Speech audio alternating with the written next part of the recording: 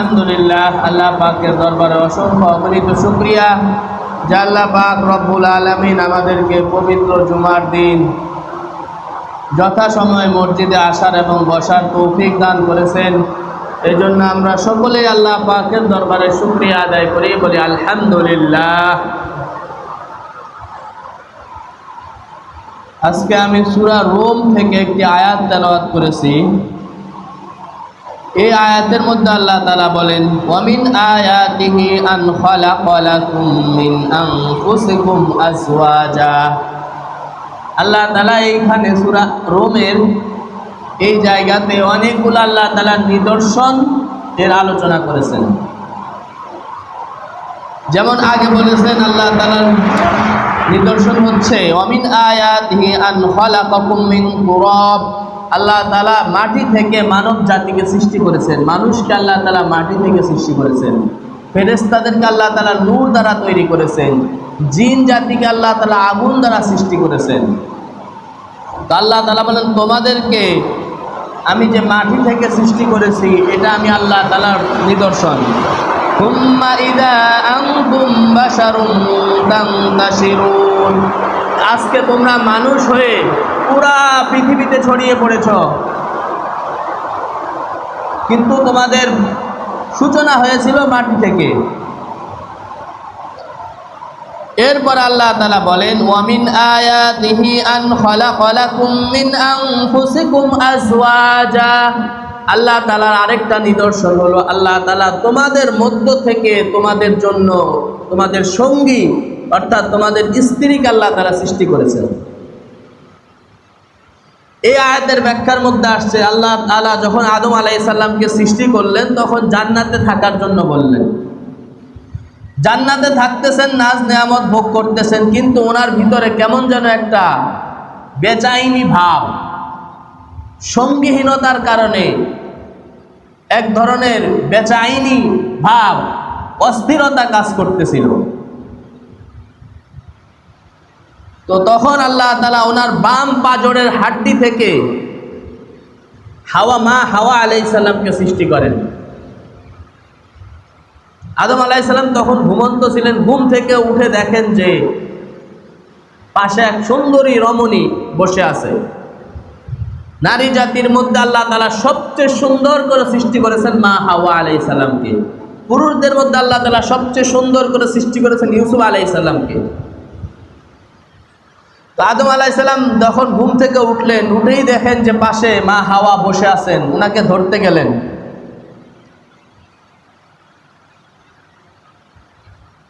আল্লাহ তাআলা বললেন যে না, ধরা যাবে না, মোহর দিতে হবে। তো কিতাবের মধ্যে সরাবেকা কিতাবের মধ্যে লেখছে যে আল্লাহ তাআলা রসুলকে বললে, আল্লাহ তাআলা আদম আলাইহিস সালামকে বললেন ওইখানে মোহর হলো আমার শেষ নবী মুহাম্মদুর রাসূলুল্লাহ সাল্লাল্লাহু আলাইহি ওয়াসাল্লামের উপর 20 বার দুরূদ পড়ো, এটাই তোমার মোহর। সেই আদম আলাইহিস সালাম থেকে হাওয়া আলাইহিস সালামকে সৃষ্টি করা হয়েছে জান্নাতের মধ্যে। এরপরে দুইজন একসাথে ছিলেন। তো জান্নাতের মধ্যে সব নাজ নেয়ামত থাকা সত্ত্বেও একাকিত্বের কারণে, সঙ্গী না থাকার কারণে আদম আলাইহিস সালামের ভালো লাগতেছিল না। এজন্য আল্লাহ তাআলা হাওয়া আলাইহিস সালামকে সৃষ্টি করে ওনার সঙ্গীর ব্যবস্থা করে দিলেন।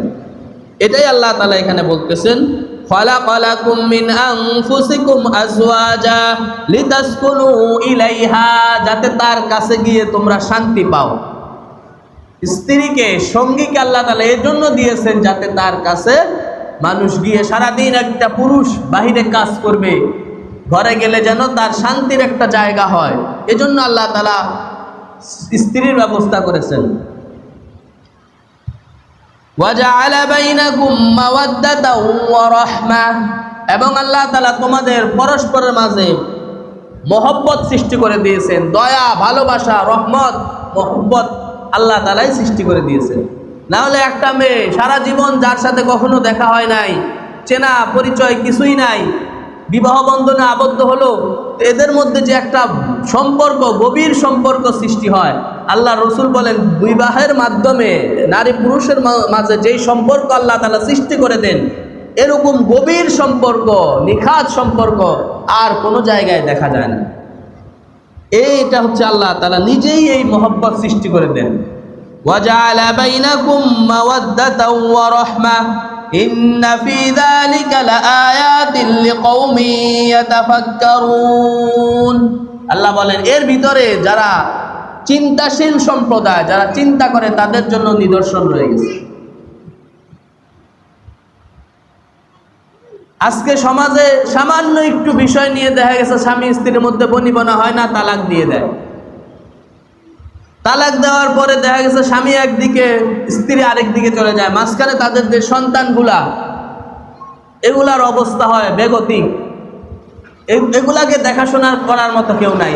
স্বামী সুন্দর নতুন স্ত্রী পাইছে, মা নতুন স্বামী পাইছে, কিন্তু এই সন্তান মাঝখান থেকে তার শিক্ষা দীক্ষা, তার আর ভবিষ্যৎ অন্ধকারে নিমজ্জিত হয়। তো শরীয়তে যদিও তালাককে জায়েজ রাখছে, কিন্তু আল্লাহ রসুল হাদিসের মধ্যে বলেন আবগাদুল হালাল ইলাল্লাহি আত-তালাক, আল্লাহর কাছে সবচেয়ে নিকৃষ্ট হালাল, শরীয়তে জায়েজ কিন্তু সবচেয়ে নিকৃষ্ট হচ্ছে তালাক। সবচেয়ে নিকৃষ্ট বৈধ জিনিসগুলোর মধ্যে একটা হচ্ছে তালাক, আর একটা হচ্ছে ভিক্ষা করা। এই দুইটা জিনিস যদিও শরীয়ত বৈধ রাখছে, কিন্তু এটা সবচেয়ে নিকৃষ্ট আল্লাহ তাআলার কাছে।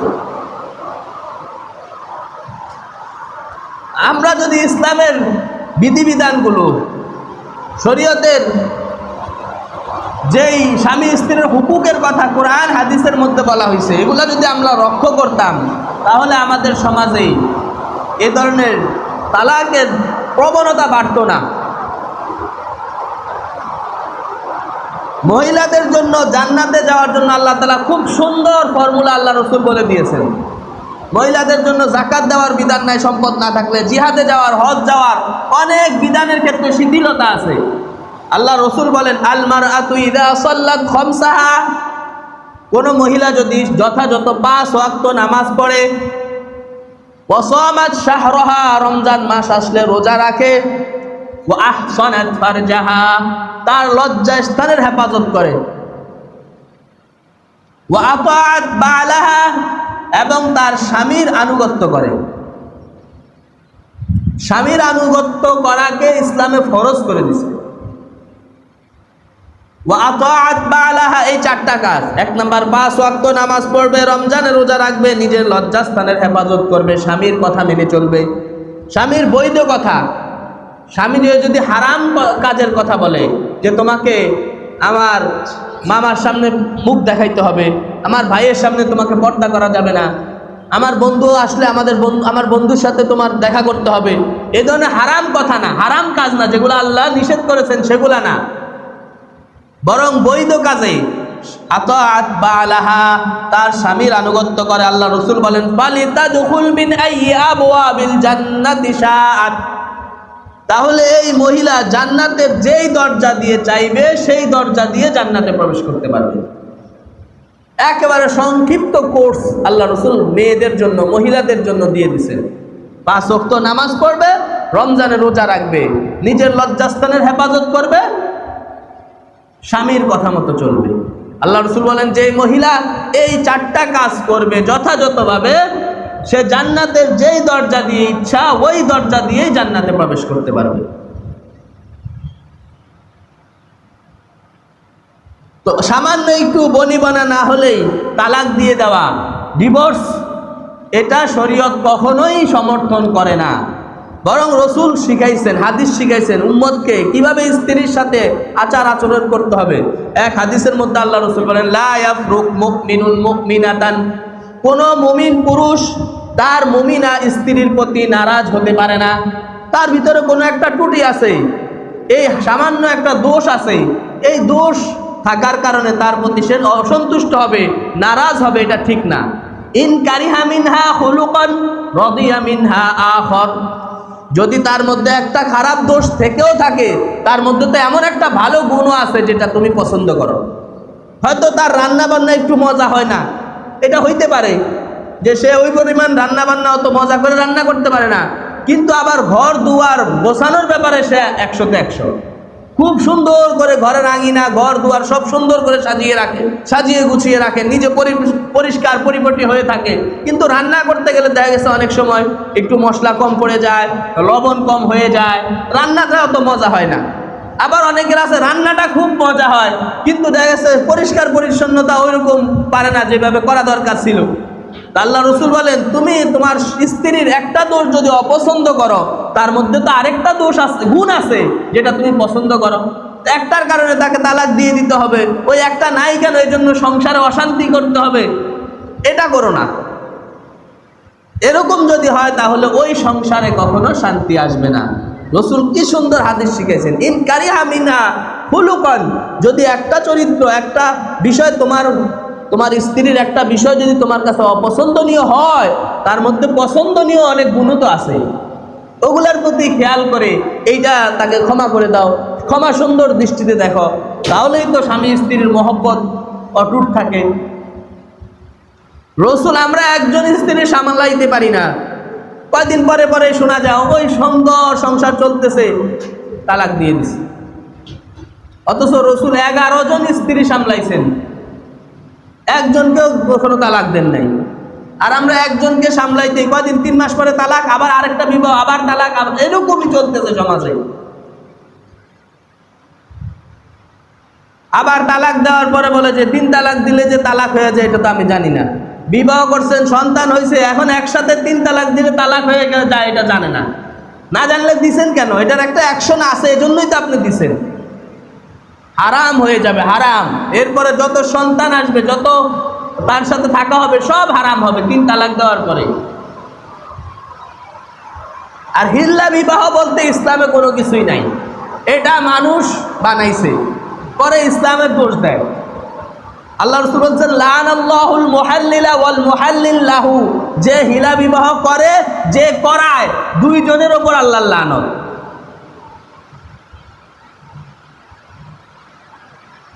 স্বামী স্ত্রী মধ্যে পরস্পর মহব্বত ভালোবাসা যদি না থাকে, ওই পরিবারের মধ্যে শান্তি হবে না। আল্লাহ রাসূল কিভাবে তার স্ত্রীদেরকে সামাল দিছেন, হাদিস শরীফের মধ্যে আসছে, রাসূল সাল্লাল্লাহু আলাইহি ওয়াসাল্লাম ইউহিব্বুল হালওয়া, মিষ্টি পছন্দ করতেন। তো একবার আল্লাহ রসুল আয়েশা রাদিয়াল্লাহু তাআলা আনহার ঘরে ওনার পালি পড়ছে, যে আজকে উনি আয়েশা রাদিয়াল্লাহু তাআলা আনহার ঘরে থাকবেন। অন্য এক স্ত্রী, উনি চিন্তা করছেন রসুল যেহেতু হালুয়া পছন্দ করে, মিষ্টি হালুয়া তৈরি করে আয়েশা রাদিয়াল্লাহু তাআলা আনহার ঘরে পাঠাইছেন।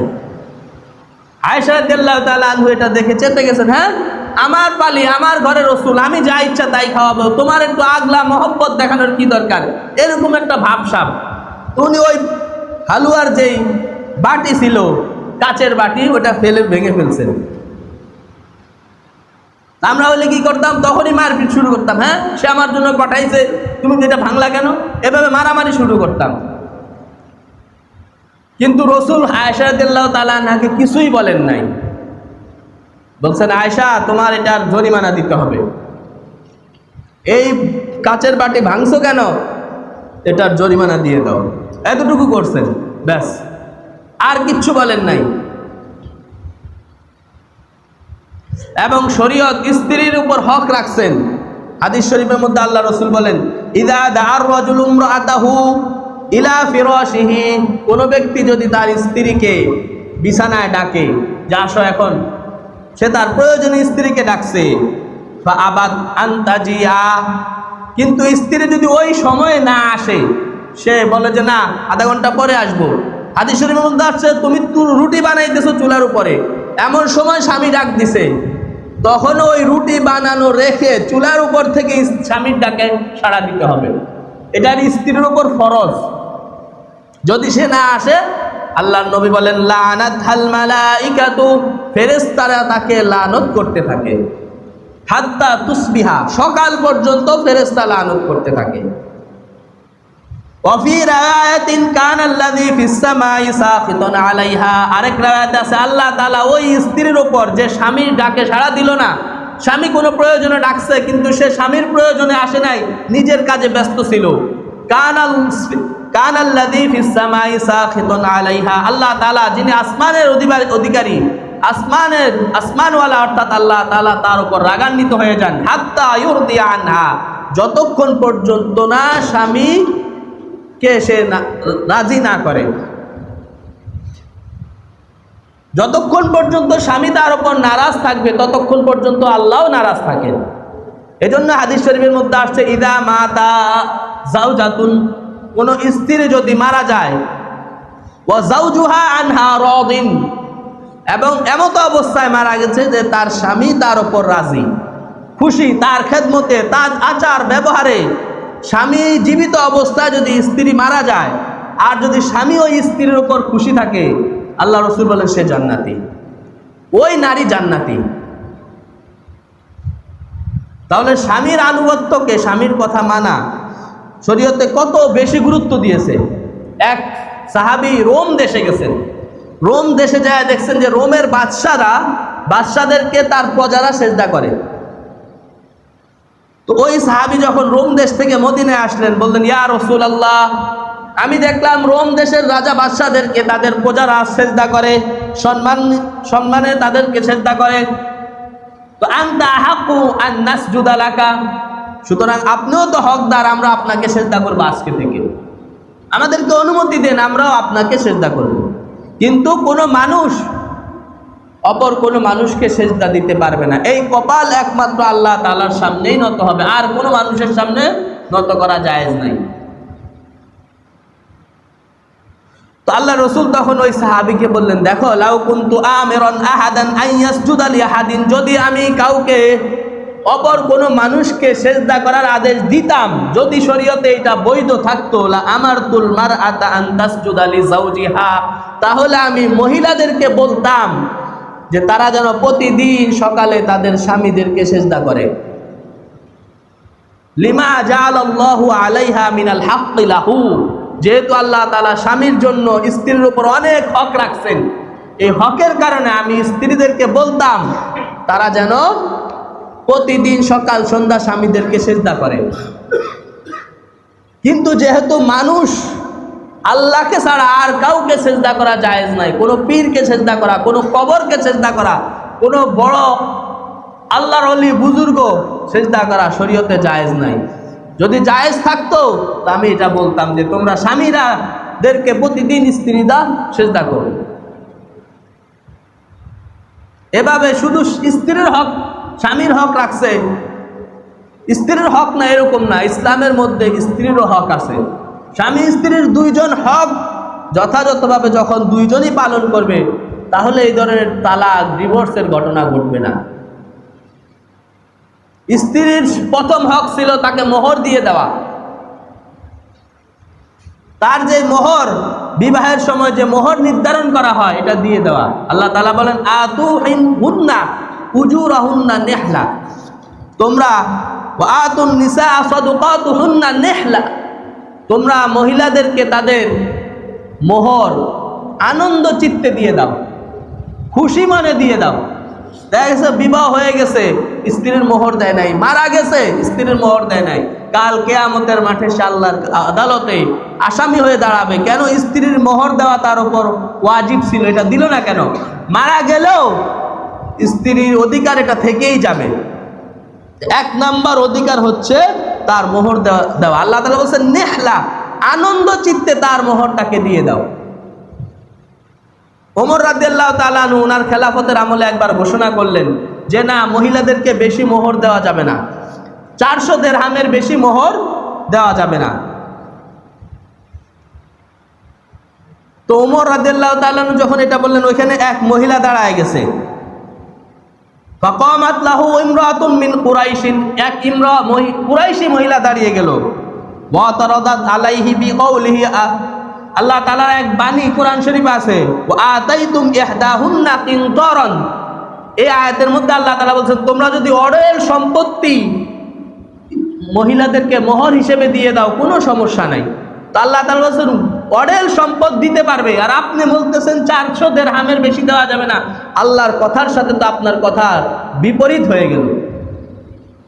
সাথে সাথে ওমর রাদিয়াল্লাহু তাআলা বলছেন না, সাদাকাত আসাবাত ইমরাআতুন ওয়া আখতা উমার, একটা মহিলা তার ফয়সালা সত্য, তার কথা সত্য, আমি ওমরেরটা ভুল, সাথে সাথে উনি ওই বিধান উঠায় নিছে যে না, আমি যে বলতে চাইছিলাম, যে বিধান কার্যকর করতে চেয়েছিলাম সমাজে, যে 400 দিরহামের উপরে কোনো মোহর দেওয়া যাবে না, এটা বাদ আজকে থেকে।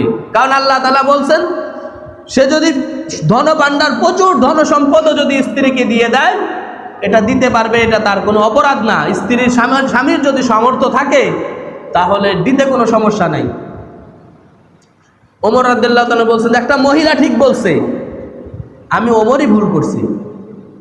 প্রথম হক ছিল তার মোহর, এটা হচ্ছে স্ত্রীর প্রথম হক। যে কোনো ঘরোয়া যে কোনো কাজে স্ত্রীর সাথে পরামর্শ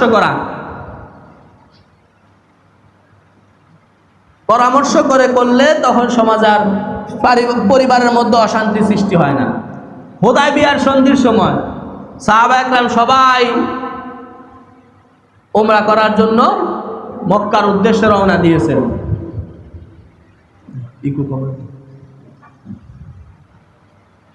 মক্কার কাফের মুশরিকরা বাধা দিছে যে না, এই বছর মুসলমানদেরকে হজ করতে দেওয়া, উমরা পালন করতে দেওয়া যাবে না। সামনের বছর, এই বছর আমরা মক্কায় মুসলমানদেরকে ঢুকতে দেব না। তো সাহাবা একরাম সবাই ইহরাম বেঁধে চলে আসছে, এখন কেউ যাইতে চাচ্ছে না। রসুল বলতেছে, ঠিক আছে, এই বছর যেহেতু তারা আমাদেরকে উমরা করতে দেবে না, আমরা এই বছর মদিনায় ফিরে যাই, সামনের বছর উমরা করব। কিন্তু কোন সাহাবা একরাম মানতে রাজি না। আবু বকর, ওমর, ওসমান বড় বড় সাহাবী। তো নিয়ম হচ্ছে, কেউ যদি উমরার উদ্দেশ্যে মনে করেন ঘর থেকে ইহরাম বেঁধে বের হয়ে গেছে, এখন কোনো কারণে যাইতে পারে নাই, মনে করেন করোনার সময় লকডাউন হয়ে গেছে, এখন বিমান যাবে না, এই ধরনের কোনো সমস্যা হয়ে গেছে, তখন নিয়ম হলো যেই জায়গায় থেকে সামনে আর যাওয়া যাচ্ছে না, ওইখানে মাথা মুন্ডিয়ে ফেলবে। মাথা মুন্ডিয়ে ওই কোরবানির যে পশু আছে সাথে, সেটা জবাই করে দিবে। এটা ছিল নিয়ম। তো সাহাবা একরাম সবাই সাথে কোরবানির পশু নিয়ে গেছে। তো আল্লাহ রাসূল বলছেন, সবাই মাথা মুন্ডায় ফেলো। কেউ করতেছে না, কেউ মাথা মুন্ডাচ্ছে না। সবাই বলে, না, আমরা যুদ্ধ করে হলেও যাই উমরা করবো, উমরা করার জন্য আমরা মদিনা থেকে আসছি, আমরা উমরা না করে ফিরে যাব না। রসুল বারবার বলতেছেন যে না, তোমরা মাথা মুন্ডিয়ে হলক করে ফেলো, এরপরে কোরবানির পশু জবাই করে আমরা সবাই মদিনায় চলে যাব। রসুলের কথা কেউ শুনতেছে না। রসুল সাল্লাল্লাহু আলাইহি ওয়াসাল্লাম তাঁবুতে গেলেন। তাঁবুতে ছিলেন আম্মা জান উম্মে সালামা রাদিয়াল্লাহু তাআলা আনহা। আল্লাহ রসুলের স্ত্রীদের মধ্যে সবচেয়ে বয়স্ক উনি ছিলেন উম্মে সালামা রাদিয়াল্লাহু তাআলা আনহা। উনি সবচেয়ে বয়স্ক ছিলেন। আল্লাহ রসুলের মন যখন দেখলেন, যে চেহারার অবস্থা দেখে বুঝলেন যে রসুলের মন খারাপ, উম্মে সালামা রাদিয়াল্লাহু তাআলা আনহা জিজ্ঞাসা করলেন, কি খবর, আপনার মন খারাপ কেন?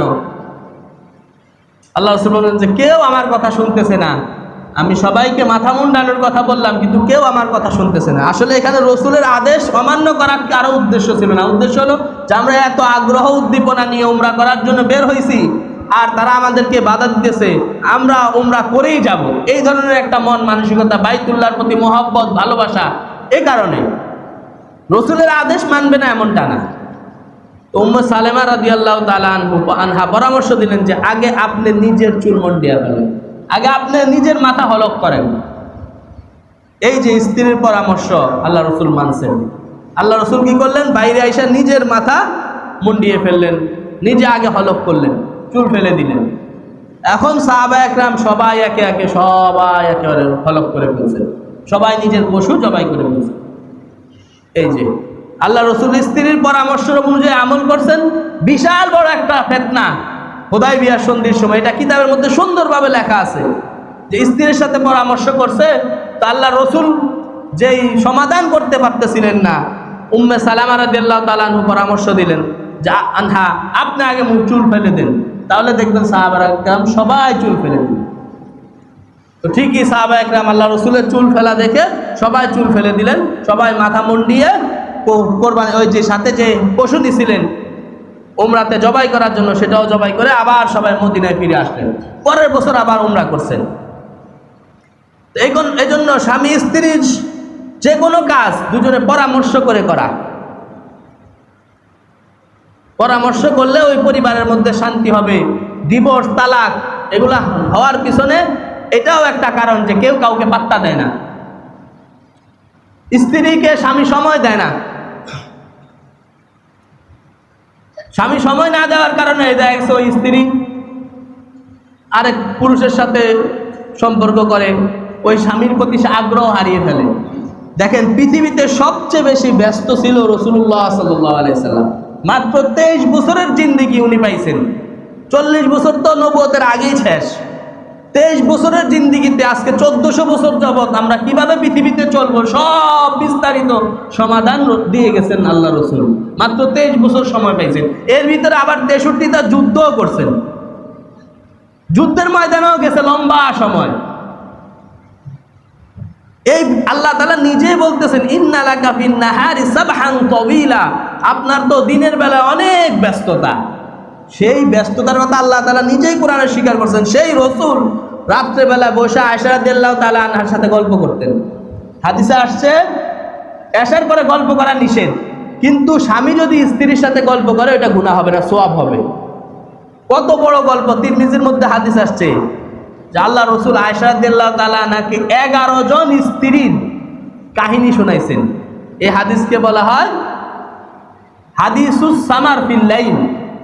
11 জন স্ত্রী তারা পরস্পর মিলে বসে নিজেদের স্বামী কেমন একজন আরেকজনকে বলতেছিল।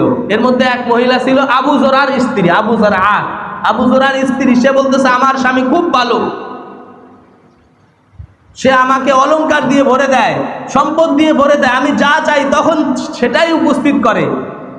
এভাবে সে আবু জরার অনেক প্রশংসা করছে, কিন্তু কিছুদিন পরে আবু জরা তাকে তালাক দিয়ে দেয়। আবু জরা যখন তালাক দিয়ে দেয় অন্য স্বামীর কাছে যায়, কিন্তু ওই আবু জরার মতো সে দ্বিতীয় আর ওই স্বামীকে পায় না। এইভাবে এক একজন মহিলা, এক একজন, প্রত্যেকে 11 জন মহিলা, প্রত্যেকে যার যার স্বামীর কার ভিতরে কি গুণ কি দোষ বসে বসে বলতেছে, গল্প করতেছে। বনি ইসরাইলের এই রসুল পুরা লম্বা হাদিস, পুরা লম্বা ঘটনা আয়েশা রাদিয়াল্লাহু তাআলা আনহাকে শোনাইছেন।